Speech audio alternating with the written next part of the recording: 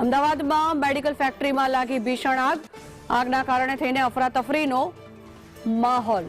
સિંગરવામાં સાગર chemical ફેક્ટરીમાં આગ લાગી. આગના દ્રશ્યો સામે આવ્યા. સતત આગની જ્વાળાઓ ફેલાઈ ત્યારે આગની જ્વાળાઓ દૂર દૂર સુધી દેખાઈ. બશર અલ આગની જ્વાળાઓ નજરે પડી રહી છે. જે દ્રશ્યો સામે આવ્યા છે, 9 ફાયર ફાઈટર દ્વારા આગ પર કાબુ મેળવવામાં આવ્યો. સતત પાણીનો મારો ચલાવવામાં આવ્યો.